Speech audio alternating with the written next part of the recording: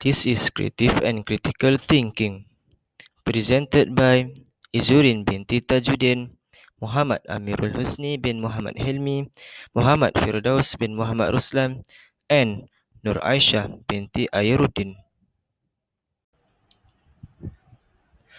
So, what is creative and critical thinking? Creative thinking is about applying imagination to finding a solution to your learning task.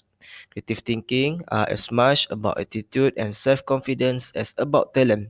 Creative thinking embodies a relaxed, open, playful approach, less ordered structure and predictable. There are 5 types approaches involved in creative thinking skills. Learn from what has not worked as well as what did. Look for many possible answers. Make mistake. Allow yourself to daydream or lay with a theory or suggestion. Not judge idea early in the process. Engage reflection. Creative thinking strategies. Keeps an ideas book. Let your mind be influenced by new stimuli. Be open to ideas when they are still new.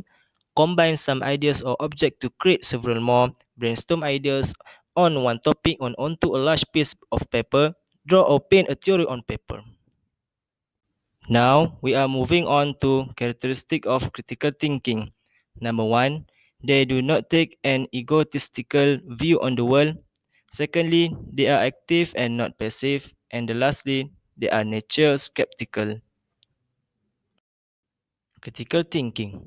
Critical thinking is reasonable reflective thinking focused on deciding what to believe or do. Critical thinking enables us to recognize a wide of subjective analysis to evaluate our needs. So, what are critical thinking strategies? There are many strategies that can force to do critical thinking correctly. Engage in the reflective process. Rely on reason rather than emotion. Be precise, meticulous, and comprehensive. Recognize the extent and weight of evidence. Do not reject unpopular views out of hand. There are various of challenges that occur in forced to do critical thinking correctly and efficiently. There are 4 challenges occurred when comes to critical thinking. Number 1, unconscious reaction. Number 2, peer pressure. Number 3, fear of being wrong. And lastly, reacting in self-defense.